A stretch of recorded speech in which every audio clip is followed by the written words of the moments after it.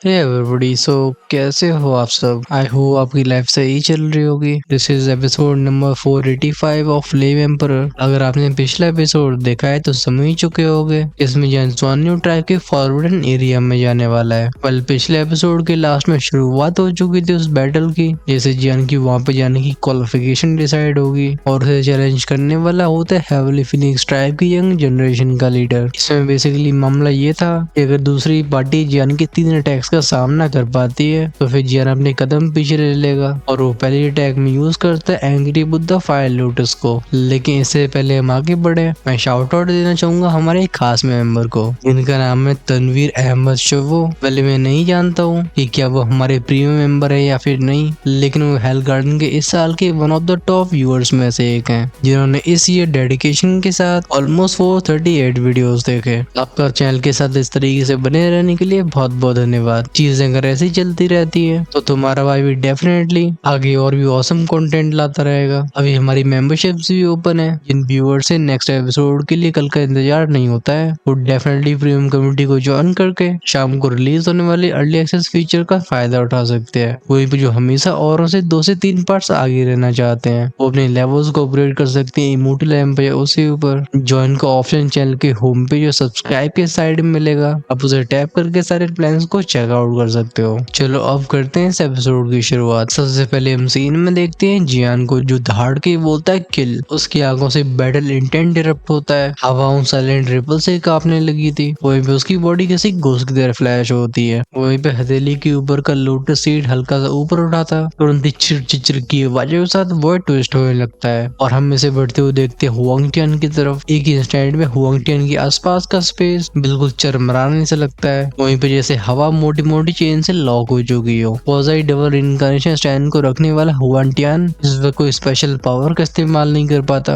उसके एक्सप्रेशन बैठ जाते हैं। अपनी तरफ आने वाले लोटस सीट में से हुआंग टियान को चिलिंग और फील हो रहा था जो कि उसके दिमाग में खतरों की घंटियां बजा देता है। वो धाड़ के बोलता है फेंगिंग टियान शाओ और वो भी हेस्टेट नहीं करता। बॉडी से बूम बूम बूम की आवाजों के साथ भयानक फ्लेम्स इरप्ट होती है। ये फायरी रेड फ्लेम एनर्जी पलक झपकती उसके पीछे एक मैसिव फिनिक्स को बना लेती है जिसका आकार कई 100 मीटर का होगा। वो फायरी फिनिक्स चीख मारती है। इसके शरीर से निकलती भयानक फ्लेम्स उस वॉरेंट स्कॉर्चिंग ऑरे के सामने पूरा जंगल कांपने लगा था। फाइनली इसी मोमेंट में बुद्धा समसरा उस एनर्जी फिनिक्स से की साउंड के साथ कोलाइड हो गया था। ये पैनिक क्रीकिंग आवाजें थी। वो फिनिक्स शैडो पूरे युद्ध के मैदान की एनर्जी को सॉलिडिफाई करने की कोशिश करती है, लेकिन बुद्धा समसरा के सामने ये जैसे पतला सा कागज हो। इसकी डिस्ट्रक्टिव पावर फिनिक्स सप्रेशन को बिल्कुल इग्नोर कर रही थी। पहली पॉइंट ऑफ कोलिजन से फैलती पहले एक थ्रम की साउंड, फिर भयानक बूम की आवाज साथ एक्सप्लोजन हुआ था। वो टेरिफाई एनर्जी शॉक वेव ये देखने वालों का एक्सप्रेशन सीरियस कर देती है। वांग टियान शॉक के साथ देखता है कि किस तरीके से उसकी जायंट फिनिक्स जैन के अटैक के सामने उधरती चली जा रही थी और इसकी बैकलैश सीधा उसे पहुंचती है। वांग टियान का शरीर कांपता है। ग्रक की आवाज साथ मुंह से खून बाहर आया था। वो लड़खड़ाते हुए पीछे चला जाता है। सो वांग टियान को स्टैगर होते हुए देख के जैन की भौहें थोड़ी सी उठ जाती है। वो कहते हैं बुद्धा समसरा थोड़ा सा शॉर्ट रह गया। हालांकि 5 होली फ्लेम्स को मर्ज करने के बाद ये टेक्निक स्ट्रॉन्ग थी,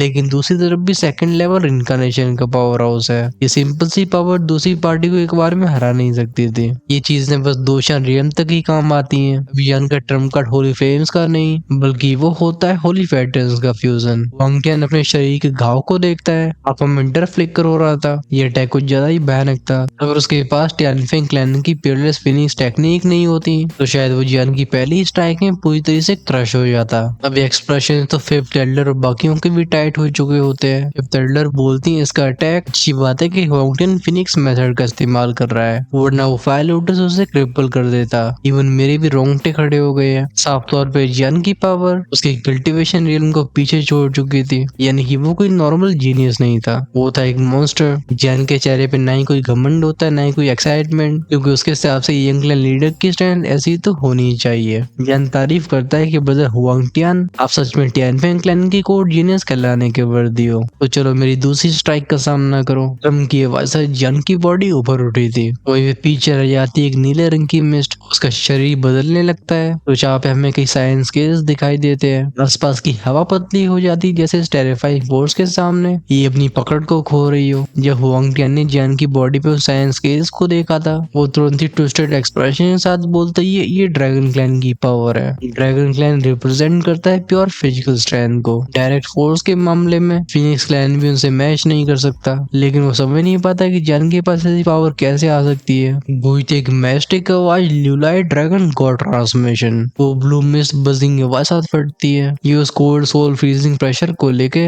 हुआंग टियन के सारे रोंगटे खड़े करने लगती है। फाइनली इसी पल हुआंग टियन के चेहरे का एरोगेंस गायब हुआ था। वो दोनों हाथों क्लेंच करके बोलते हेवली फिनिक्स बॉडी। उसके गले से रोल होती है फ्लेम्स, फिर उसके सामने एक छोटा सा फ्लेमिंग फिनिक्स कंडेंस हुआ था। जैसे ही फिनिक्स अपने पंखों को फैलाता है, रिव की आवाज साथ हम यहाँ के स्टेबल स्पेस में एक पेनी से क्रैक को बनते हुए देखते हैं, जिसके किनारों पर फ्लेम लिपटी हुई थी। तब तक जन कंडेंस कर लेते हैं अपने ड्रैगन शेप के क्लॉ को, इसे ग्लेस फ्रेम में ढक रखा था। उसका ऑरा बिल्कुल पीक तक चला जाता है। ऑफकोर्स अटैक भी आगे बढ़ जाता है। इस इमीडिएट डेंजर को सेंस करके हुआंग टियन फाइनली सब कुछ अनलीश करता है। उसके गले से निकलती फिनिक्स धाड़ों की आवाज है। उस फिनिक्स के विंग्स ट्रेम्बल होते हैं। फाइनली एक पैनी सी जिया की आवाज जैन की सोल को ट्रेम्बल कर देती है। जैन को अपनी खोपड़ी में बजिंग आवाज सुनाई दी थी। ऑफकोर्स उसके मेंटल और स्पिरिचुअल डिफेंस इस प्रभाव को तुरंत ही खत्म कर देते हैं। इस फिनिक्स का को इग्नोर करते हुए उसका होली फ्लेम ड्रैगन क्लॉ अपनी स्पीड को एकदम वर्ल्ड ब्रेकिंग लेवल पे पहुंचा देता है। ये ड्रैगन क्लॉ जैसे नीचे डिसेंड हुआ था, ग्लेज होली फ्लेम उस जंगल के हिस्से को जला के लाल कर देती है, जैसे इस फॉरेस्ट ने अपने मुंह को खोल लिया हो। हमारे कानों में पफ क्रैक की आवाज गई थी। वो फिनिक्स जो कि अपने पंखों को फड़फड़ाने की कोशिश कर रही होती है, इसके बिल्कुल बीच में से दरारें फैलने लगती है। हुआंग टियन की आंखें शॉक और फियर से भर गई थी। फिनिक्स की बॉडी का क्रैक जैसे जैसे बढ़ा, हुआंग टियन का शरीर कांपता है। फाइनली उसकी फिनिक्स एक लास्ट क्राई की आवाज के साथ पूरी तरीके से कोलैप्स हो जाती है। वो दांती मीच के बोलते हैं नो इम्पॉसिबल। अगर वो उस ड्रैगन क्लॉ से डायरेक्टली कांटेक्ट में आया तो उसकी इंजरी छोटी नहीं होने वाली और सबसे खराब सिनेरियो में उसकी मौत भी हो जाएगी। हाउएवर इसी फाइनल मोमेंट में उसकी बगल का स्पेस रिपल होता है। डेप्टी पेट्रियार्क फेंगलुआन उसके बगल में अपीयर होती है। उनकी हथेली के हल्के से झटके से जन का वो डेवास्टेटिंग अटैक बिल्कुल हवा में मिल जाता है। वो हुआंग टियन से पूछती है क्या हुआ, कि अब तुम समझ पा रहे हो कि हमेशा कोई न कोई स्टॉर्म जरूर होता है, जैसे आसमान के ऊपर आसमान। जैन भी स्माइल के साथ अपनी पावर को वापस ले लेता है। भले वो जीत चुका हो, लेकिन उसे भी एडमिट करना पड़ेगा कि हुआंग टियन टियनफेंग क्लैन की यंग जनरेशन के लीडर होने का वर्दी था।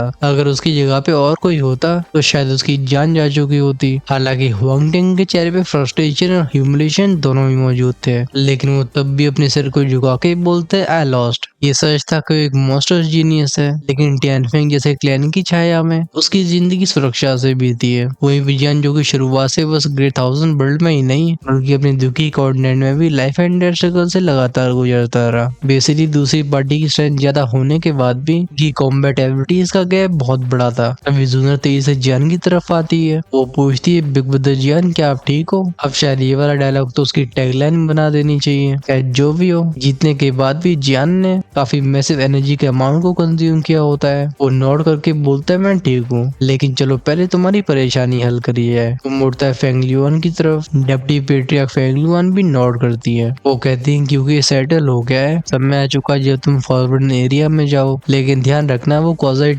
रिइंकार्नेशन स्ट्रेंथ वाला गार्डियन तुम्हारी परेशानी बस वही नहीं है बल्कि प्रोफाउंड बर्ड क्लैन की फॉरवर्ड जोन ये कई सील्स और ट्रैप से भरी हुई है। लास्ट तक बोलते बोलते तो फेंगलुआन के एक्सप्रेशन बहुत सीरियस हो जाते हैं। अगर जियान सफल हुआ तो प्रॉब्लम सॉल्व हो जाएगी, लेकिन अगर वो फेल हुआ तो फिर अंत बिल्कुल साफ है। लेकिन खतरे को जानने के बाद भी जियान की आवाज बिल्कुल फर्म अनशेकेबल रहती है, जो कि फेंगलुआन और बाकियों की चिंता को दूर कर देती है। जियान कहता है डोंट वरी, जूनर के लिए मैं फेल नहीं हो सकता। ना कह के वो क्रॉस लाइक पोजीशन में बैठ जाता है। ये करीब 15 मिनट के बाद की बात होगी जब वह डेप्टी पेट्रियार्क फेंगलुआन की आवाज सुनाई देती है। वो जियान से कहती है क्योंकि अब तुम्हारी स्ट्रेंथ रिकवर हो गई है, चलो शुरू करते हैं। ये रहा ice and fire underground palace का मैप। ये ज़्वानबर्ग क्लैन की फॉरबिडन लैंड है, इसे ध्यान से रखो। ये पैलेस बहुत कॉम्प्लेक्स है, इसलिए इस मैप को हासिल करने के लिए हमने भारी कीमत चुकाई है। लेकिन तब भी तुम याद रखना कि भले नक्शा बहुत प्रीशियस हो, इसे और भी कई डेंजर्स हो सकते हैं जिन्हें हम जान नहीं पाए हैं। जन जो कि अपनी दुखी को रिस्टोर कर चुका था, वो एक्सेल करके जूनर की तरफ देख के बोलता है हमारी कंडीशन क्रिटिकल है, तो चलो अब इंतजार नहीं करते। अब टाइम वेस्ट करने को नहीं था। हर बार जब उसकी वाइफ की रिइंकार्नेशन से फ्लक्चुएट होती है, जियान को अपना दिल चिढ़ता हुआ महसूस होता है। जूनर अपने होठों को बाइट करके बोलती बिग ब्रदर जियान मैं आपके साथ चलूंगी, लेकिन जियान तुरंत रिएक्ट करते हुए बोलता है नॉनसेंस। ज़्वानबर्ग क्लैन की फॉरवर्डन जगह वो खेल का मैदान नहीं है। लेकिन तभी तभी डेप्यूटी पेट्रियार्क फेंगलुआन बोलती है नहीं, हम दोनों को साथ में जाना होगा। इस मिशन में जुनर की रिनकार्नेशन सील और उसकी होली फ्लेम दोनों ही एसेंशियल है। खासकर वो 5 लाख गोल्डन कोर एक डिवाइन आर्टिफैक्ट है, इसलिए भले तुम उसके गार्डियन को हरा भी दो, अभी बिना इस लड़की के तुम उसके पास नहीं जा पाओगे। जीत हासिल करने की तो बात ही छोड़ो। हालांकि सुन की जन के एक्सप्रेशन थोड़े से अगली हो जाते हैं, लेकिन क्या ही किया जा सकता था। फेंगलुआन भी हेस्टेट नहीं करती, उनकी एक उंगली स्पेस को फाड़ देती है। वो बताती है रिफ्ट तुम्हें सीधा ज़ॉनवर्ड क्लैन के फॉरबिडन एरिया में लेके जाएगी। तुम्हारे पास 3 दिन है, इन 3 दिनों के दौरान मैं ज़ॉनवर्ड क्लैन के ट्रिपल रिनकार्नेशन के ऊपर के हर एक पावर हाउस को रोकूंगी। अगर 3 दिनों तक कोई रिजल्ट नहीं मिला तो तुरंत ही कदम वापस ले लेना। फिर फेंगलुआन ने जैसे अपने हाथ को वेव किया था, सुनर और जन के फिगर तुरंत ही स्पेस के अंदर चले जाते हैं। जेकब वॉइड क्लोज हो गया था। फाइनली फिफ्थ एल्डर पूछती है डेप्यूटी चीफ क्या ये करना सही है। उनके हिसाब से क्लैन के इतने जरूरी मामले को 2 आउटसाइडर्स को सौंपना सही नहीं था। अगर वो फेल होते हैं तो ज़ोनियो क्लैन एनफेंग क्लैन के खिलाफ वॉर छेड़ देगा। वैसे भी 5 ब्लैक गोल्डन क्रो के साथ ज़ोनियो क्लैन इनविंसिबल था, लेकिन ये सुन के फेंगलुआन कोल्ड आवाज में कहती है सॉफ्ट हार्टेड, ये उसका रिइंकार्नेशन उसकी डेस्टिनी है। मैं बस उम्मीद करती हूँ कि वो सफल हो, क्योंकि तभी हमें भी फिनिक्स क्लैन तक पहुंचने का मौका मिलेगा। जैसे 9 प्रोफाउंड फायर लॉर्ड का इंसिडेंट हुआ था, तब से ही फिनिक्स क्लैन पूरी तरह से डिसअपियर हो गया है। इवन हमारे बीच के स्पेशल चैनल को पूरी तरह से बंद कर दिया गया है। हमें फिनिक्स क्लैन की कोई खबर नहीं मिल पाई। वैसे भी दोनों सफल होते या फिर नहीं, समय को डिले नहीं किया जा सकता। फिनिक्स स्टोन ऑलमोस्ट जागने वाला होगा। उनके हैवी टोन में शब्द पूरे माहौल को शांत कर देते हैं। सीन चेंज हुआ था, हम जुनर जान के ऊपर फोकस करते हैं। इनके आसपास का वर्ड ट्विस्ट हो रहा था। धीरे धीरे दोनों दो फ्लक्चुएशंस को फील करते हैं। जियान कहते क्या अजीब स्पेस है, इसमें आइस और फायर दोनों की पावर है। चारों तरफ का अंधकार एकदम अनंत होता है, जैसे किसी एबिसल ब्लैक होल में जा रहे हो। स्पेस टनल में कई क्रैक्स थे, जिन्हें छूने से किसी का भी नामो निशान मिट सकता है। जोनर भी अपनी ट्रेम्बलिंग आवाज में कहती ice and fire underground palace और इतने सारे रास्ते। इस तरीके से ज़ॉनवर्ड क्लैन के पावर हाउसेस को भी समझ में नहीं आता होगा कि उस डिवाइन आर्टिफैक्ट को कहाँ पे रखा गया है। इस वर्ल्ड में कई ऑब्सक्योर और करप्ट औरे भी थे, जो कि दिमाग में डर की भावना को भर देते हैं। अच्छी बात यह है कि दोनों के पास होली फ्लेम्स थी, जो कि इस इन्फ्लुएंस को रेस्ट करने के लिए काफी होती है। तभी जन पूछता है कि तुमने कोई सेंस किया? उन्होंने रिप्लाई करती है नहीं, अभी नहीं। रिइंकार्नेशन से रिएक्ट नहीं कर रही है, लगता है 5 लाख गोल्डन क्रो दूर होगा। तो जन बोलता है चलो फिर एक्सप्लोर करते हैं। ये उस नक्शे को देखते हुए सब इसमें बहुत ध्यान से आगे बढ़ते हैं। अच्छी बात है कि इनका सामना किसी क्रीचर से नहीं होता। ये रास्ता बिल्कुल शांत था। ये दुनिया बिल्कुल अंडरग्राउंड में भी अंडरवर्ल्ड लगती है, एकदम कोल्ड, डार्क और सफोकेटिंग। कभी कभी वो साए साए की आवाजों के साथ हवाएं चलती थी, जो कि त्वचा पे बिल्कुल ब्लेड जैसी फील होती है। खैर इवेंचुअली नक्शे की मार्किंग्स को फॉलो करते हुए ये डीपेस्ट रीजन में पहुंच गए थे। डेप्टी पेट्रियार्क फेंगलुआन के हिसाब से यही आर्टिफैक्ट प्रिजन का एंट्रेंस था। जियान आंखें नैरो करके बोलता है यहाँ की कोल्ड और फ्लेम दोनों में से कुछ भी ऑर्डिनरी नहीं है। वेल जो उन्हें अपने सामने दिखाई देता है वो एक एंडलेस रिवर थी, उसकी वो साइलेंट और डेडली फोर्स जिसमें कई फायरी रेड फ्लेम्स भी मिली होती हैं। ये सुंदरता और डर का एक कॉम्बिनेशन था। जियान कहता है ये ज़ोनमो क्लैन के नीचे का हिस्सा होगा। मैं यहाँ से कई हिडन औरों को फील कर पा रहा हूँ, इसलिए अलर्ट रहना। जुनर भी नॉड करके कहती है हाँ, मेरी रिइंकार्नेशन सील अब रिएक्ट कर रही है। ये फ्लक्चुएशन डेफिनेटली आगे से आ रही है। उसके आईब्रोज के बीच में गोल्डन मार्क चलता है। जियान बढ़ाता है अपने कदमों को, इंस्टेंटली टिक के साउंड के साथ जमीन की ऊर्जा जमना शुरू कर देती है। सिर्फ बॉडी से इरप्ट होने वाली ग्लेज्ड होली फ्लेम ही थी, जो कि उसे आइस स्कल्पचर बनने से रोकती है। ये पहुंच जाते उस नदी की सतह पे। पानी पहने पहने सांपों की तरह हिस करता है और आंख भी सिजलिंग आवाज से जल रही थी, लेकिन दोनों में से कोई भी जियान और जुनर को हार्म नहीं कर पाता। ये कुछ समय के बाद की बात थी जब जियान की टोली एक पॉइंट पे आके रुकती है। इनके सामने का स्पेस ट्विस्ट होता है, वो डिस्टॉर्शंस दोनों को निकल लेती हैं। ये ग्लेपल ice and fire underground palace के बिल्कुल बीच में निकले थे। ये था 5 लाख गोल्डन क्रो का प्रिजन। यार इनका जस्ट अपियर ही होना हुआ था, तभी यहाँ की वो डेड फ्रोजन लेक अचानक से ट्रेम्बल होती है। गूंजती इसमें से बूम बूम बूम की आवाजें, फिर जमीन फटी थी, इसमें से रोर का साउंड निकलता है, वो एंशिएंट वॉलेंट और सोल पियर्सिंग साउंड। उस जमीन के हिस्से में से एरप्ट होने वाली जो गोल्डन फ्लेम होती है वो इस अंडरग्राउंड पैलेस को जलाने लगती है। पहले हमारी कानों में एक एंशिएंट वॉइस जाती है, बीस की आवाज थी, जो कि दसियों हजार सालों के बाद जाग रहा था। वो कहता है क्या ये मास्टर का हो रहा है? इसके बाद एक डार्क वर्ड साइलेंट हो गया था, जैसे यहाँ पे जिंदगी का कोई नामो निशान न हो। कुछ भी मूव नहीं होता, कुछ भी सांस नहीं लेता। माहौल ऐसा होता है कि अगर यहाँ पे कोई थोड़े और समय के लिए रुके तो उसका दिमाग बिल्कुल जम जाएगा। इस एंडलेस इस डार्कनेस में जो आई कैचिंग फिगर था वो एक बहुत बड़ी झील थी, लेकिन इसमें कोई पानी नहीं था। हम इसकी सतह पे देखते हैं कई आइस क्रिस्टल्स को जो कि लाखों सालों से ऐसे ही जम रहे होते हैं। ऊपर का जमा हुआ क्रस्ट उस लेक का असली चेहरा था।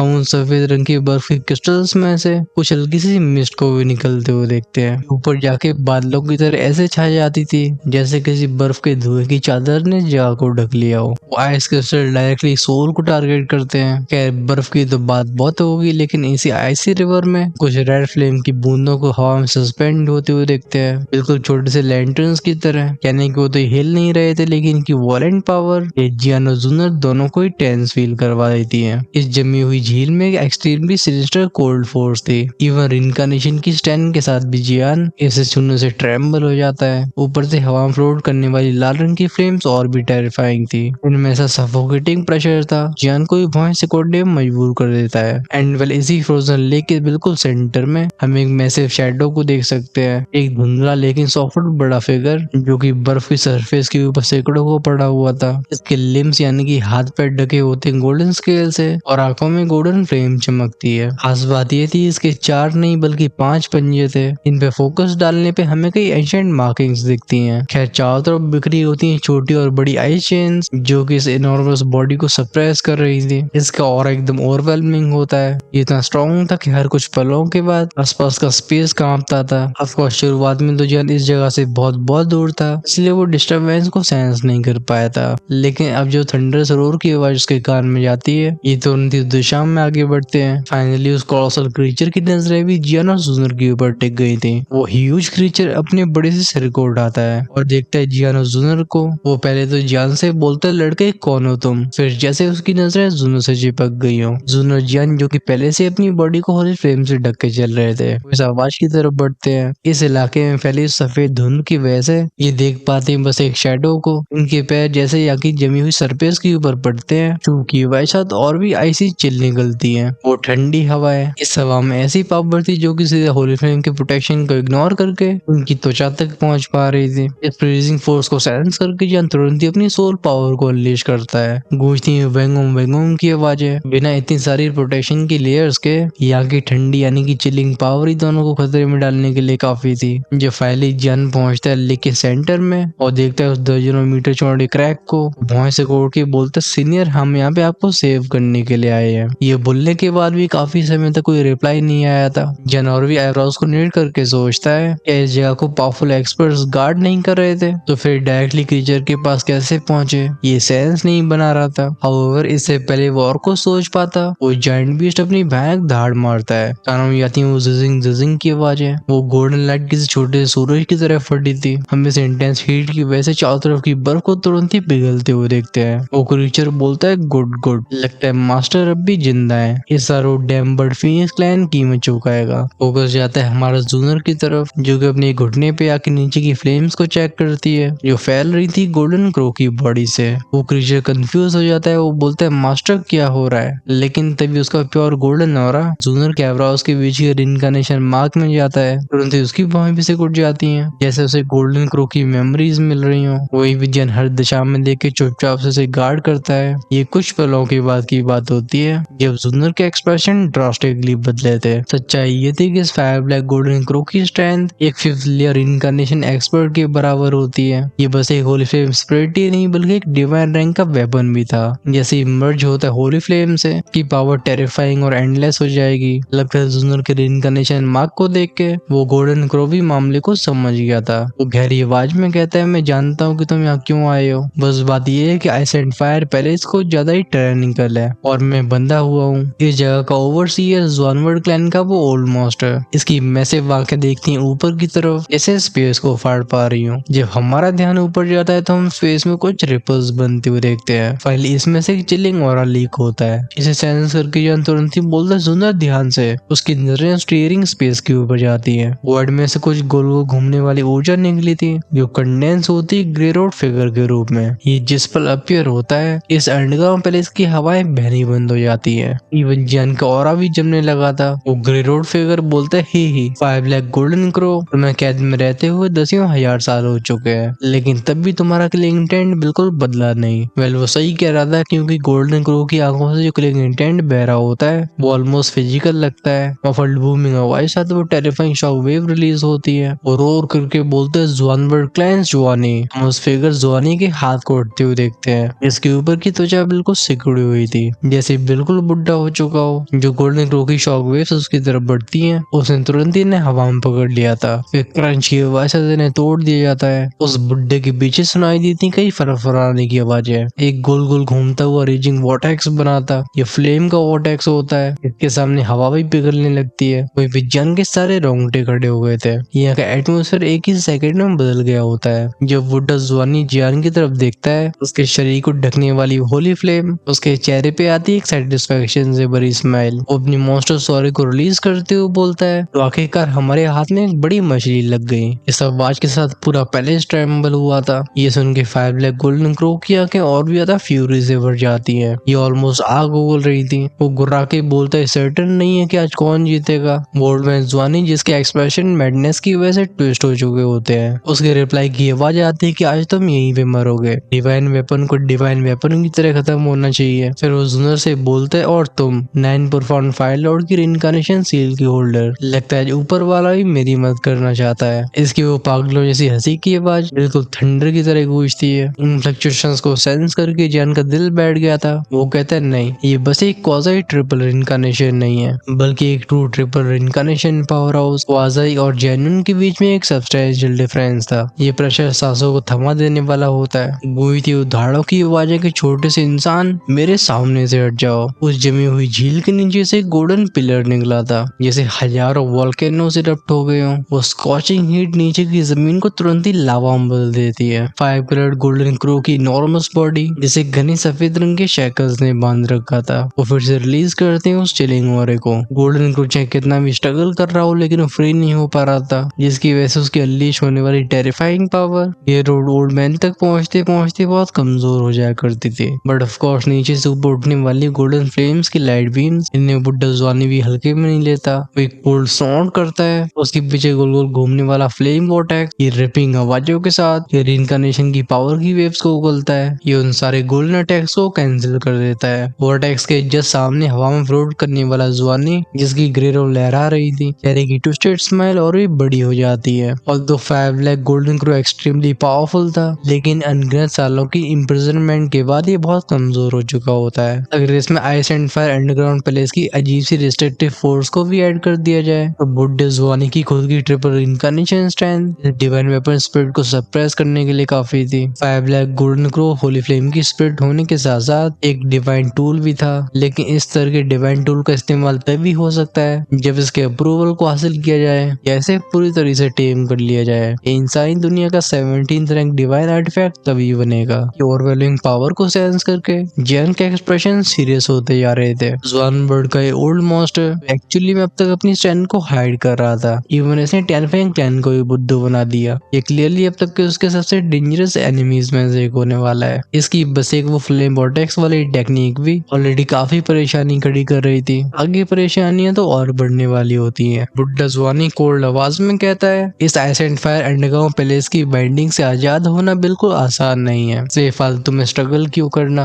गूंजती उसकी डीमन जैसी पागलपन से हंसी, वो हा करने वाली आवाजें अचानक से इस पूरे रीजन की जो जमी हुई फ्लेम्स थी वो हमिंग की आवाज साथ कांपने लगती है। रिलीज होती है वॉलेंट मिस्टीरियस फ्लक्चुएशंस, जैसे यहाँ का माहौल बहुत ज्यादा टेंस हो जाता है। वो इस जगह को 10,000 साल से गार्ड कर रहा था। बात ऐसी नहीं थी कि वो अपने क्लैन की लॉयल्टी के लिए कर रहा हो, बल्कि वो इस गोल्डन क्रो को सबड्यू करना चाहता था। और अब जुनर जिसके पास 9 परफॉर्म फायर लॉर्ड की रिइंकार्नेशन सील है, ये उसके लिए एक अनएक्सपेक्टेड चांस बन के आई थी। अगर वो डिवाइन आर्टिफैक्ट को हासिल कर पाता है तो इवन जुआनवर्ड क्लैन का पीट्रियार्क भी उसका विरोध नहीं करेगा। वो इस टैलेंट का इस्तेमाल करके खुद चैलेंज कर पाएगा फिनिक्स क्लैन को। अब शायद इसने कभी रियल फिनिक्स क्लैन को देखा नहीं था, वरना ऐसे सपने उसके दिमाग में कभी नहीं आते। जैन की नजरें जो कि टिकी होती हैं इस पागल बुड्ढे के ऊपर, वो पूछता है कितना और टाइम लगेगा। ये सुन के जुनर सरप्राइज हो जाती है। होता भी क्यों ना, क्योंकि जैन ने उसके और 5 ब्लैक गोल्डन क्रो के बीच की कनेक्शन को सेंस कर लिया था। वो रिप्लाई करती है 5 मिनट्स। हालांकि उसके पास रिइंकार्नेशन सील थी जिसे वो इस डिवाइन टूल की चेन्स को तोड़ने में हेल्प कर सकती है, लेकिन ये टाइम लगने वाली चीज थी। जैन नोट करके कहता है गुड, तो उस पर ध्यान दो, बाकी सब मेरे ऊपर छोड़ो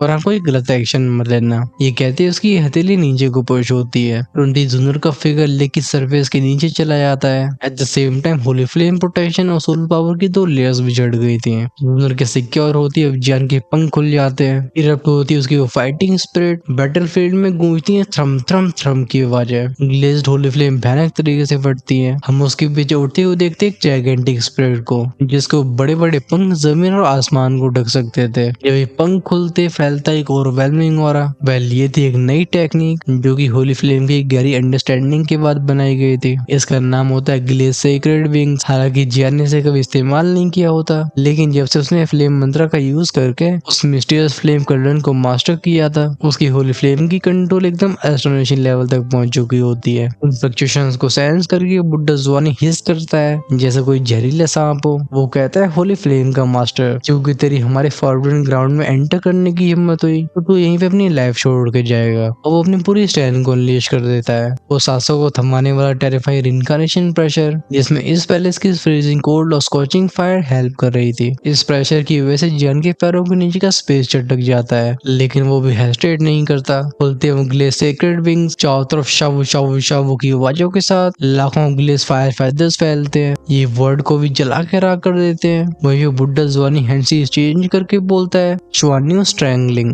ये कहते उसकी हथेली के ऊपर अपीयर होती है एक शेडो। ये था एक लाल रंग का फेदर। फिर बिना जियान की काउंटर अटैक की परवाह करते हुए इस फेदर को नीचे की तरफ स्लैम कर देता है। उस फेदर के सिंबल में से निकलती लाल रंग की मिस्ट मल्टीप्लाई होकर हजारों क्रिम्सन ब्लेड्स का शेप लेती है। इसने जियान के सारे रास्ते रोक दिए थे। गूंजती मफल्ड बूमिंग आवाजें, इनमें से हर एक लाल रंग का पंख उस टेरिफाइंग रिइंकार्नेशन पावर को रखता था, जिसमें जानवर लिनेज की छाप होती है। इस प्रेशर की वजह से जैसे हेवन और अर्थ कांप रहे हो। जियान के शरीर को ढक लेते हैं ब्लू ड्रैगन स्केल्स। अपने एक कंधे को झटका देता है। उसके पीछे के ह्यूज फिगर ने भी यही एक्शन किया था। एक पंख हवा को काटते हुए शावू की आवाज के साथ सीधा जुआनी के फेदर अटैक से टकरा गया था। फैलते हैं बूम बूम की आवाज साथ एक्सप्लोजंस की वजह से हम इस पूरे आइसेंट फायर अंडरग्राउंड प्लेस को कांपते हुए देखते हैं। वो फायर और कोल्ड भयानक तरीके से एक्सप्लोड होती है। उस जमी हुई झील के चारों तरफ क्रैक्स ऐसे फैलते हैं जैसे कभी भी कोलैप्स हो जाएगी। दूसरी तरफ भले जियान को होली फ्लेम और ड्रैगन को ट्रांसफॉर्मेशन स्ट्रेंथन कर रही हूँ, लेकिन तब भी उस क्रशिंग डिफरेंस को फील कर रहा था। हाँ, सच्चाई थी कि उसकी जान आसानी से नहीं जाने वाली, लेकिन बिना होली फ्लेम या फिर होली पैटर्न की फ्यूजन के इस जुआनी को भी डिफीट करना आसान नहीं होता।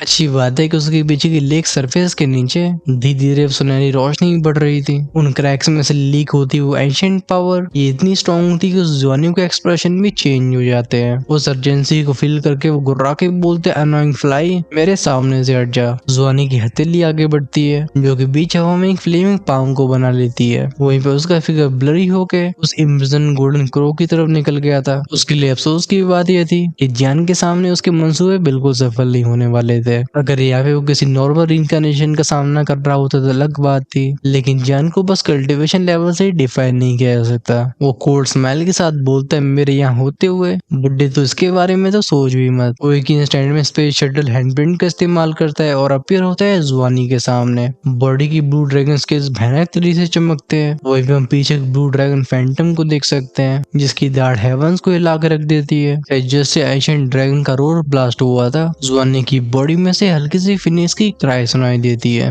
वो चिया की आवाज, दोनों पावर्स बीच हवा में टकराती हैं। दोनों एक दूसरे को सप्रेस करने में लग गई थी। हाउएवर इस पर जुआनी के एक्सप्रेशन बिल्कुल टाइट हो चुके होते हैं। आंखों में फ्लैश होता है गहरा शॉक। वो कहता है, ये पावर ये ड्रैगन गॉड के 9 ड्रैगन सन्स में से एक की है। बिना किसी डाउट के ड्रैगन किंग की स्टैंड टेरिफाइंग थी, लेकिन जब वो सोचता है कि लड़के की कल्टीवेशन कितनी कम है, उसकी आंखें लालच से भर जाती हैं। वो मनी मन में कहता है, लड़का सच में ट्रेजर से भरा हुआ है। अब ये सोचना तो काफी अच्छा है, लेकिन क्या उन ट्रेजर्स को छूने के लिए जिंदा रहेगा? सवाल ये है। खैर जो भी हो, हम नेक्स्ट एपिसोड में देखेंगे इस मैटर का एंड। फिर बात होगी स्काई एंशिएंट ट्री और फिनिक्स स्टोन के बारे में। हमें एक बार फिर से मॉडर्न्स के बारे में जानने को मिलेगा। अब चलो कमेंट्स में लिख के बताओ कि किसे किसे याद है कि मॉडर्न्स कौन होते हैं। आई थिंक हमने मिड या फिर शुरुआत की स्टोरी में इसके बारे में देखा था। चलो देखते हैं आप सबकी मेमोरीज कैसी हैं। एट द सेम टाइम हमें इस एपिसोड के बारे में बताइए कि आपको एक्सप्रेशन अच्छी लगी है, और अगर नहीं तो फिर कारण क्या है। चैनल की मेंबरशिप ओपन है, आप डेफिनेटली हमें सपोर्ट करने के लिए उसे ज्वाइन कर सकते हैं, जिससे आप अर्ली एक्सेस जैसे फीचर्स का भी फायदा उठा पाओगे। और तो और आप जो भी कमेंट्स करोगे वो सबसे ऊपर दिखने वाले हैं, जिससे रिप्लाई के सबसे ज्यादा चांसेस होंगे। चलो इस एपिसोड के लिए इतना ही, हम मिलते हैं अगले पार्ट में।